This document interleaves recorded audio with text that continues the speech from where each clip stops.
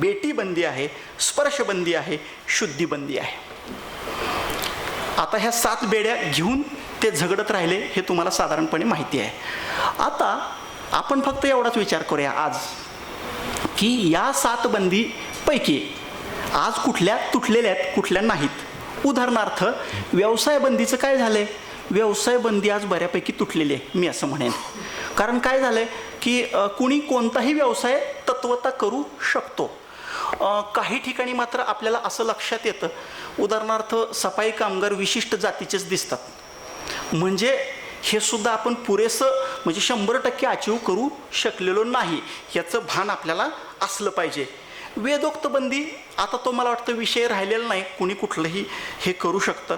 सिंधू बंदीचाही विषय राहिलेला नाही. रोटीबंदी आपण बऱ्यापैकी मोडत आणलेली आहे. स्पर्शबंदी आपण कायदा केला आणि आपण ज्या प्रकारे आता एकमेकात वावरतो त्यापैकी बऱ्यापैकी मोडलेली आहे. शुद्धीबंदीचा प्रॉब्लेम काही प्रमाणात शिल्लक आहे. सगळ्यात सिरियस प्रॉब्लेम राहिला आहे बेटीबंदीचा. म्हणजे अजूनही आपले लोक जे विवाह करतात ते जातीतच करतात, पोटजातीतच करतात. ही एक प्रकारची टोळी व्यवस्था आहे. टोळीच्याच नंतर जाती बनल्या. आणि एक लक्षात घ्या, जाती व्यवस्थेचं जे गाभ्याचं लक्षण आहे ते हेच आहे, जातीत लग्न करायचं. का? जातीच्या बाहेरचं रक्त अशुद्ध आहे. जातीबाहेर लग्न केलं की माणूस भ्रष्ट होतो, अशी समजूत त्याच्या पाठीमागं आहे. त्यामुळं आपण ह्याचा विचार केला पाहिजे की बेटीबंदीचा मुद्दा आजही अतिशय अक्राळ विक्राळ स्वरूपात उभा आहे. प्रमाण हळूहळू मोडतंय बरं का, नाही असं नाही, पण त्याचा वेग इतका छोटा आहे किंवा कमी आहे की नगण्य म्हणावं अशीच परिस्थिती आहे. आणि त्याच्यासाठी आपल्याला स्वतंत्रपणे प्रयत्न करावे लागतील. स्वतः सावरकरांनी असे काही प्रयत्न केले होते का? केले होते. त्यांच्या लेखनात याचा उल्लेख आलेला आहे. अगदी तरुणपणापासून ते अंदमानोत्तर काळापर्यंत म्हणजे रत्नागिरीच्या काळापर्यंत त्यांच्या परीनं बेटीबंदी मोडण्यासाठी त्यांनी प्रयत्न केलेले आहेत. त्यांचे एक सहकारी आणि नंतरच्या काळात जे कम्युनिस्ट पक्षात गेले, नास बापट नावाचे एक तरुण सहकारी होते. म्हणजे नास बापट खूपच ज्युनियर सावरकरांच्या तुलनेत, पण त्यांनी बालपणापासून त्यांना सावरकरांचा सहवास लाभलेला होता. तर नास बापटांनी असं लिहिलेलं आहे की सावरकरांनी असे 10-15 विवाह घडवून आणल्याचं मी स्वतः डोळ्यांनी पाहिलेलं आहे, असं लिहिलेलं आहे. सावरकरांच्या साहित्यात सुद्धा त्याचा उल्लेख आलेला आहे. त्यामुळं सांगायचा मुद्दा असा की सावरकरांचा हा पैलू आपल्याला परत एकदा अतिशय ताकदीनं पुढे नेण्याची गरज आहे. कारण जाती व्यवस्थेचं ते गाभ्याचं लक्षण आहे. ते लक्षण जोपर्यंत नष्ट होत नाही तोपर्यंत आपण जाती व्यवस्था नष्ट झाली असं म्हणू शकत नाही. नाहीतर आता काय होणार आहे माहीत आहे का, की वर पाहता जात दिसत नाही, पण आत मनात सगळीकडे राहते. कारण का? ते लक्षण शिल्लक आहे. जेव्हा असं होईल सरसकट कुणीही कोणाशी विवाह करायला लागेल तेव्हा मात्र आपल्याला असं म्हणता येईल की जाती व्यवस्था बऱ्यापैकी नष्ट झाली. आणखी एका बाबतीत सावरकरांचं हे केलं पाहिजे, विचार वेगळ्या पद्धतीने केला पाहिजे. तर त्यांनी काही बाबतीत स्त्रियांच्या प्रश्नांचा पण विचार केलेला आहे. आता काय झालं आहे, सावरकरांनी कुठल्या बाबतीत स्त्रियांचा विचार केला आहे हे सहजासहजी पटकन दिसत नाही. तर तिथं 2-3 गोष्टी मी तुम्हाला सांगतो. पहिली गोष्ट असं बघा, जेव्हा ते अगदी तरुण होते, तरुण म्हणजे किशोरावस्थेत, या मुलींपेक्षाही लहान, तेव्हा त्यांनी स्वतःच्या वहिनीला शिकवलेलं आहे. तुम्हाला माहिती असेल, ते लहान होते, वहिनी पण लहान होत्या, त्यावेळेला बालविवाह व्हायचे. वहिनीला शिकवलेलं आहे. पुढं जाऊन हळूहळू क्रांतिकार्य सुरू केलं. त्यावेळेला अभिनव भारताची एक स्त्री शाखासुद्धा आहे, त्याचं नाव आहे आत्मनिष्ठ युवती संघ. ही गोष्ट 100 वर्षापूर्वीची आहे. ह्याच्यावरून तुम्ही विचार करा की त्याचा सिरियसनेस तुमच्या लक्षात येईल. दुसरी गोष्ट, त्यांनी 19व्या वर्षी एक कविता लिहिलेली आहे, विधवा दुस्थिती कथन. ही कविता छोटी नाही आहे, 102 ओळींची कविता आहे. त्या काळात त्यांनी तो विचार मांडलेला आहे की नाही, विधवा विवाह केले पाहिजेत. आणि त्याच्यासाठी मग ते लोक अर्थात नेहमीप्रमाणे तू आमच्या धर्मात हात घालतो का, आमच्या धार्मिक भावना दुखावतो का वगैरे वगैरे सुरू झालं. तर त्याला त्यांनी उत्तर असं दिलेलं आहे की याच्यासाठी ज्या ज्या काही धर्मात सुधारणा करणं गरजेचं आहे ते केल्या पाहिजेत. विधवांना तो अधिकार मिळाला पाहिजे की त्यांना परत लग्न करण्याचा अधिकार मिळाला पाहिजे. आणि आणखी पुढं जाऊन तुम्हाला सांगतो, ज्यावेळेला रत्नागिरीत त्यांचं सामाजिक कार्य सुरू झालं, तुम्हाला माहिती असेल की रोटीबंदी तोडण्यासाठी त्यांनी हजारोंची अक्षरशः हे घेतली, सहभोजनं घेतली, हे तुम्हाला माहिती आहे. तर ही सहभोजनं घेताना त्यांच्या असं लक्षात आलं की सहभोजनात स्त्रिया अपवादाने आहेत. मग त्यांनी स्वतंत्रपणे स्त्रियांची सहभोजनं घेतलेली आहेत. एकदा भाई माधवराव बागल ते बघायलाच आले होते की खरंच काय चाललं आहे इकडं. तर त्यांनी असं म्हटलं की हे सगळं बघून मी अक्षरशः दिंगमूड झालेलो आहे. ते म्हणतात की आम्ही देशावर सहभोजनासाठी 4-5 स्त्रिया गोळा करायच्या म्हटलं तर आम्हाला अवघड पडतं आहे. आणि इथं मात्र 400 ते 500 स्त्रिया एकत्र सर्व जातींच्या सहभोजन करतायत, हळदी कुंकू समारंभ करतायत सर्व जातींच्या एकत्र. ही गोष्ट मला अतिशय ग्रेट वाटते असं त्यांनी नोंदवलेलं आहे. तर सावरकरांचा हा पैलू आपण नीट लक्षात घेतला पाहिजे. आणि दुसरा एक थोडासा दुर्लक्षित लेख आहे, त्या लेखाचा मात्र मी अवश्य उल्लेख करेन. तो लेख असा आहे, रशियातील घटस्फोट स्वातंत्र्याचा प्रयोग. नसेल वाचला तर अवश्य वाचा. त्या लेखाचा साधारण आशय काय ते तुम्हाला सांगतो. रशियात काय झालं, ज्या वेळेला लेनिन आला तिथं सत्तेवर, त्यावेळेला त्यांनी जे वेगवेगळे कायदे केले, वेगवेगळ्या सुधारणा केल्या. त्यात एक मुद्दा असा होता की तुम्हाला आधीच्या ख्रिस्ती धर्मात घटस्फोटाचं स्वातंत्र्यच नव्हतं. इथूनच सुरुवात होती सगळ्या गोष्टीची. आणि असलं तरी ते पुरुषांच्या बाजूने असायचं, स्त्रियांच्या बाजूने नसायचं वगैरे वगैरे, पुरुषप्रधान तर भरपूर. तर इथून पुढं घटस्फोटाचं स्वातंत्र्य सगळ्यांना मिळेल एवढंच नाही, तर पुनर्विवाहाचं स्वातंत्र्य सर्वांना मिळेल एवढंच नाही, तर विना लग्न 2 प्रौढ व्यक्तींना सुद्धा एकत्र राहण्याचं स्वातंत्र्य सगळ्यांना मिळेल, अशी सुधारणा त्यांनी करून टाकली. आणि मग सावरकरांनी काय केलं की ह्या सर्व सुधारणांची माहिती देत देत असं सांगितलेलं की ह्या सुधारणांचे परिणाम कसे शुभ झाले. आणि त्यातून त्यांनी जो विचार मांडलेला आहे तो महत्त्वाचा आहे. त्यांनी त्या लेखामध्ये योनिसूचितेला स्पष्ट विरोध केलेला आहे. योनिसूचिता म्हणजे काय की स्त्रीचा फक्त एकाच पुरुषाशी संपर्क आला पाहिजे, दुसऱ्या पुरुषाशी आला तर ती स्त्री भ्रष्ट होते. म्हणजे कधी कधी तर तिच्या इच्छेविरुद्ध आला तरी भ्रष्ट होते, अशी समाजामध्ये समजूत आहे. आणि या समजुतीच्याच पोटी तुम्हाला माहीत असेल की विधवांची लग्न होत नाहीत, किंवा एखाद्या मुलीचं समजा अगोदरच अफेअर आहे कळलं तर त्या मुलीचं लग्न व्हायला अडचण पडते, पण मुलाचा अफेअर असेल तर मुलाच्या लग्नाला मात्र अडचण पडत नाही. याच्या मागं जी समजूत आहे ती योनिसूचितेची आहे. तर या योनिसूचितेच्या समजुतीला सावरकरांनी स्पष्टपणे विरोध केलेला आहे. ठीक आहे. तर हा एक विचार मला वाटतं सावरकरांचा महत्त्वाचा आहे. आता मी अशा गोष्टी सांगतोय त्याचं कारण तुम्हाला लक्षात घ्या. सावरकर काय झालंय, थोडंसं काही गोष्टीवर जास्त प्रकाश पडलाय. सावरकर म्हणलं की पहिल्यांदा माणसाला पिस्तूल आठवतं, ती सागरातली उडी आठवते, कोलू आठवतो. हे सगळं ठीक आहे, ते क्रांतिकारकच होते, राजकीय क्रांतिकारक, सशस्त्र क्रांतिकारक. पण त्याच्या पलीकडं सामाजिकदृष्ट्या वैचारिकदृष्ट्या सुद्धा ते आत्यंतिक क्रांतिकारक होते. ही गोष्ट पुरेशी लक्षात घेतली जात नाही, हा मुद्दा आहे. ठीक आहे. म्हणून मी सांगतोय की या दृष्टीनं सुद्धा सावरकरांचा विचार केला पाहिजे. पुढचा अजून एक मुद्दा सांगतो की ज्या गोष्टीला त्यांनी हात घातला आणि ती फार महत्त्वाची गोष्ट होती. काय झालं, आपल्याकडं तुम्हाला माहिती असेल एक 7व्या शतकापासून इस्लामचं आक्रमण झालं आणि तिथून पुढं क्रमाने भारतात पहिले 500 वर्ष उत्तर भारतात पोचेपर्यंत लागले. नंतर हळूहळू दक्षिण भारत काबीज झाला आणि भारतभर मुस्लिम राज्यकर्त्यांची सत्ता आली. हे सगळं होत असताना भारतीय लोकांना नीट समजलं नाही की हा काहीतरी वेगळा धर्म आहे. हे नीट नाही समजलं.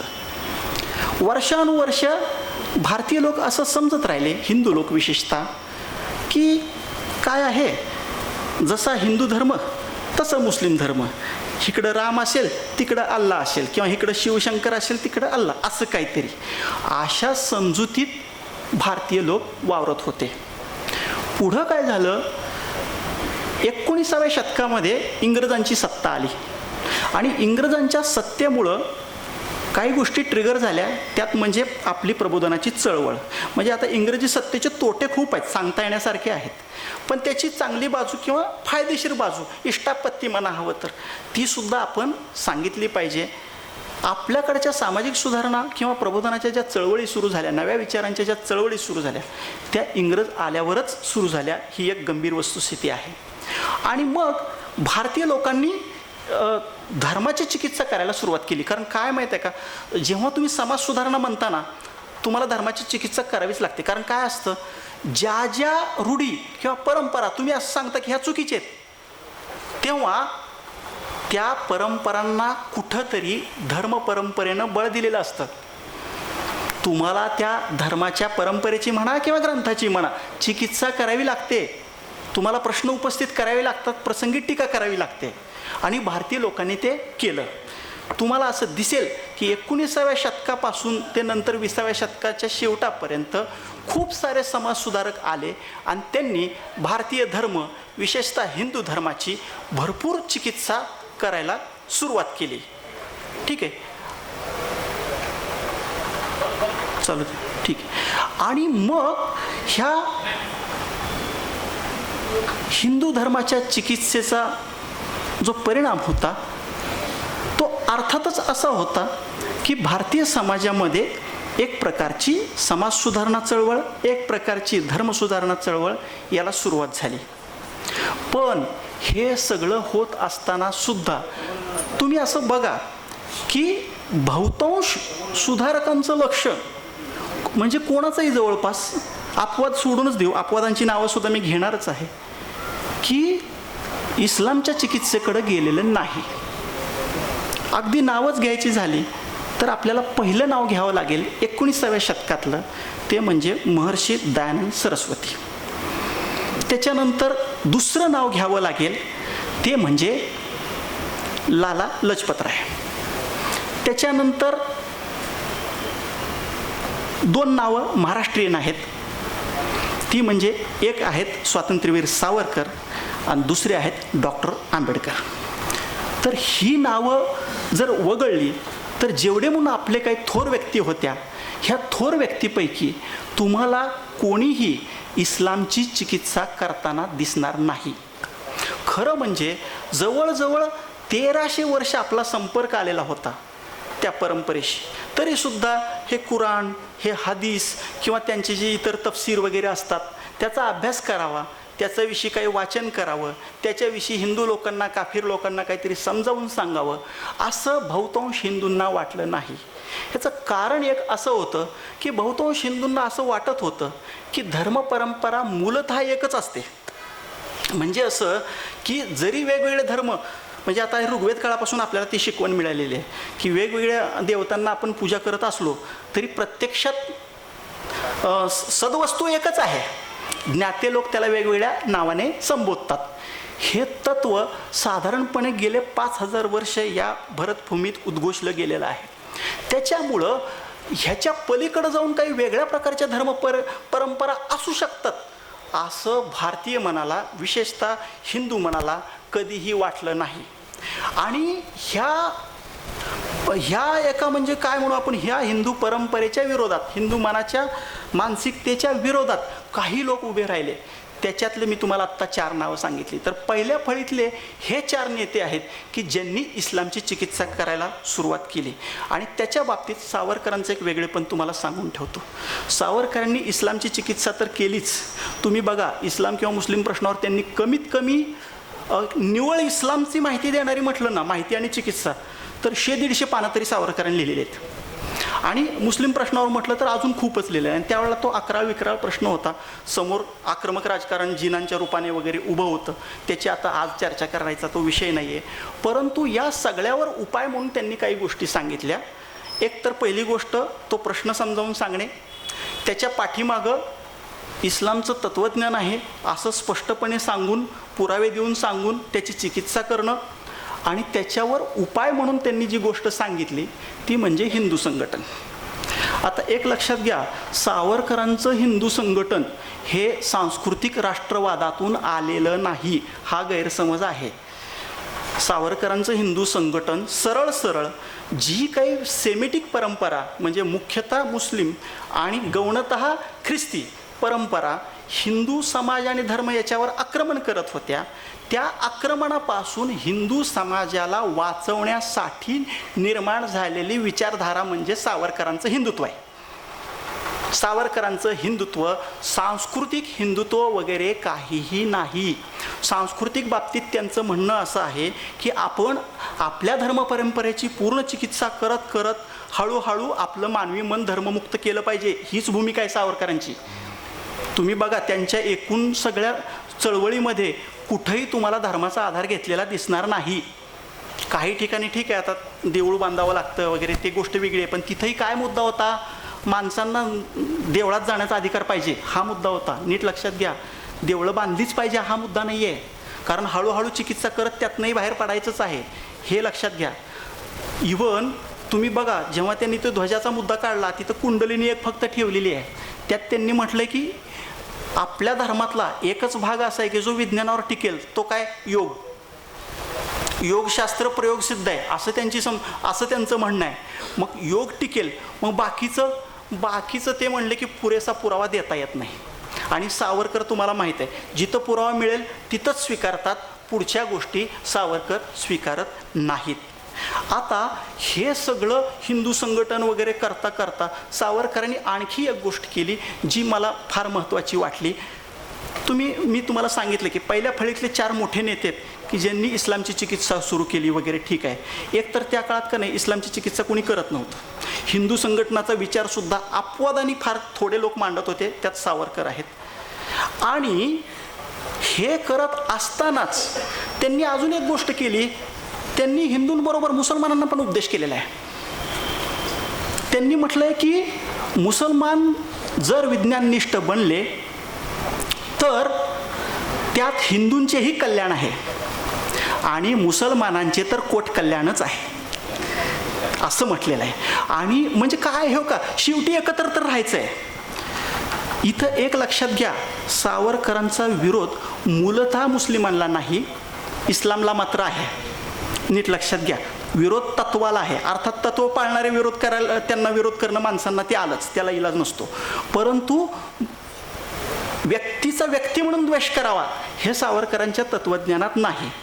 त्यांचा मूळ मुद्दा असा आहे की हे तत्त्वज्ञान घातक आहे, केवळ हिंदूसाठी घातक आहे नाही, सर्वच काफिर म्हणून जेवढे आहेत मुस्लिमेतर ह्या सगळ्यांसाठीच घातक आहे. हे आक्रमक तत्त्वज्ञान आहे, ह्याच्या विरुद्ध आपल्याला उभं राहिलं पाहिजे. आता भारतात आपण हिंदू आहोत, काफिर म्हणून हिंदू म्हणून उभा राहायची वेळ आलेली आहे, नाहीतर हे जगभरच करावं लागणार आहे, असा सावरकरांचा एकूण मुद्दा आहे. ठीक आहे, पण हे करत असताना त्यांनी मुस्लिमांना सुद्धा उपदेश केलेला आहे की तुम्ही सुद्धा इस्लाममधून बाहेर पडा, इस्लामची चिकित्सा करा, त्यातलं जे काही चांगलं आहे ते ठीक आहे राहिलंच, पण त्यातल्या ज्या काही वाईट गोष्टी आहेत त्या नाकारून टाका तुम्ही सुद्धा. कारण काय होणार आहे, यातून सगळं जग तुमचं शत्रू बनणार आहे.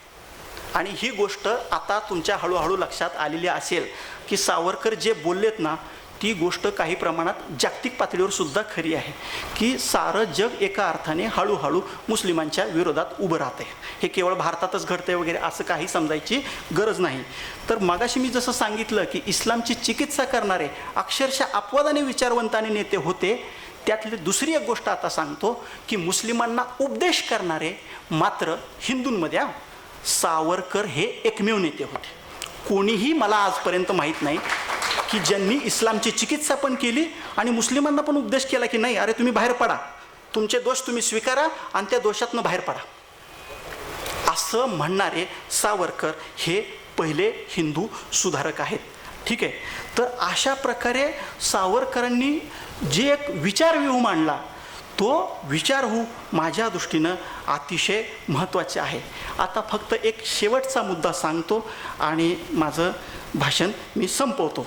आता कसं आहे, मगापासून जे मी सांगतोय ना, तुम्हाला असं वाटत असेल की हे सगळं काय बुद्धिवाद, विज्ञाननिष्ठा, बुद्धी असंच चाललंय थोडंसं, किंवा सामाजिक प्रश्न वगैरे वगैरे. भावनेचा काही मुद्दा आहे की नाही, भावनेला काही महत्त्व आहे की नाही असं. तर मला असं वाटतं बरं का, भावनेला महत्त्व आहे, भावनेला महत्त्व आहे. उदाहरणार्थ एखादी गोष्ट कर्तव्य कधी आहे, कर्तव्य कधी नाही, किंवा कशाला कर्तव्य म्हणावं हे आपण बुद्धीनं ठरवतो. परंतु ज्याला आपण कर्तव्य बुद्धी म्हणतो किंवा कर्तव्य भावना म्हणतो, ती बुद्धीनं ठरत नाही बरं का, ती भावनाच असते, ती भावनाच असते. मग त्याच्यासाठी आपल्याला काय करावं लागतं?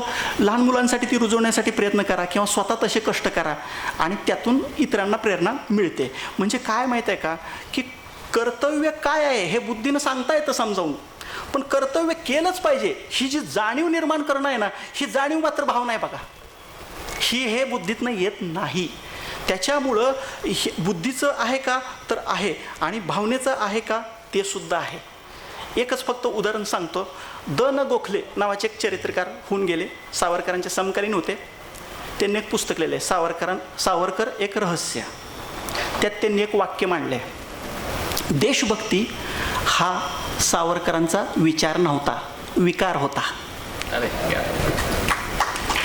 विकार होता, विकार म्हणताना त्यातला आवेग, त्यातलं एक वेडेपण स्पष्ट होतं बघा. तर ते होतं सावरकरांमध्ये. आणि मग आता उदाहरणार्थ हे सावरकर विचारमंचाची मंडळी हे असे कार्यक्रम घेतात की मुलांना अंदमानाला नेलं पाहिजे. काय माहीत आहे का, दारुगोळा ऑलरेडी असतो, प्रत्येक माणसात असतो, पण आपल्याला माहीत नाही की कुठल्या गोष्टीमुळं तिथं वात पेटेल, कुठल्या गोष्टीमुळं ठिणगी पडेल. आपण आपल्या परीनं ती वात चेतवण्यासाठी प्रयत्न करावा लागतो. आणि मला असं वाटतं की तुम्ही ही जे कार्य करताय ना, कधीतरी जेव्हा माणूस एखादा जातो अंदमानला, शेकडो मुलं गेल्यावर त्यातल्या काही मुलांमध्ये तरी निश्चितपणे ठिणगी पडते की सावरकरांसारख्या व्यक्तींनी इतका प्रचंड त्याग केला, आपल्यालाही एखाद दुसरं काहीतरी करता आलं पाहिजे किंवा करण्याची इच्छा असली पाहिजे. ठीक आहे. तर अशा प्रकारे तुम्ही बघा की ठिणग्या टाकत राहणं, वात पेटवत राहणं हे आपलं काम आहे. अर्थात हे खरं आहे बरं का की सावरकरांनी जे केलं ते काय सगळ्यांना झेपेल असं नाही होणार ना हो. सावरकरांनी कायम तुम्ही बघा, सावरकरांची एक गंमत सांगतो तुम्हाला. बुद्धीच्या बाबतीत जेव्हा ते बुद्धिवादासाठी चर्चा करत असतात ना, तेव्हा यज्ञसंस्थेची भरपूर टीका केलेली बरं का त्यांनी. तुम्हाला माहीत असेल की आता काही उपयोग नाही यज्ञसंस्थेचा, पण त्यांच्या भावविश्वात यज्ञसंस्था आहे. प्रत्येक ठिकाणी ते उपमा अशी वापरतात की थंडीलावर समिधा टाकायचेत, आपल्याला स्वतःची आहुती द्यायचेत, अशी भूमिका किंवा अशी भावना ते व्यक्त करतात. हे एका अर्थाने काय माहीत आहे का, बाटली जुनी आहे, भावविश्व तेच आहे, परंतु त्यातली दारू नवीन आहे. बाटली जुनी, दारू नवी, असा प्रकार आहे. ठीक आहे. तर अशा प्रकारे सावरकर करत करत जातात. मग आपल्या हे असे जे आपण कार्यक्रम घेतो वगैरे, ह्याचं औचित्य नेमकं काय असतं? ठीक आहे. सावरकर स्वतः त्यांनी स्वतःची आहुती दिली, स्वतःच्या भावंडांची आहुती दिली, स्वतःचे मित्र सहकारी सगळ्यांनाच त्या ठिकाणी त्या यज्ञकुंडात उडी मारायला लावली. त्यातनं जे वाचले ते चुकून वाचले, ते स्वतः पण चुकून वाचले, तुम्हाला माहीत आहे, अक्षरशः चुकूनच वाचलेले आहेत, योगायोगाने वाचलेले आहेत, पण त्यांनी आहुती द्यायची ती दिलेलीच होती. तर त्यांनी स्वतःच्या अक्षरशः सर्वस्वाची आहुती दिलेली आहे. आपण ह्या कार्यक्रमाच्या माध्यमातून एखाद दुसरी समिधा जर तिथं आपण अर्पण करू शकलो तर मला असं वाटतं की अशा कार्यक्रमाची काहीतरी फलश्रुती घडली असं म्हणायला हरकत नाही. धन्यवाद. इथंच थांबतो.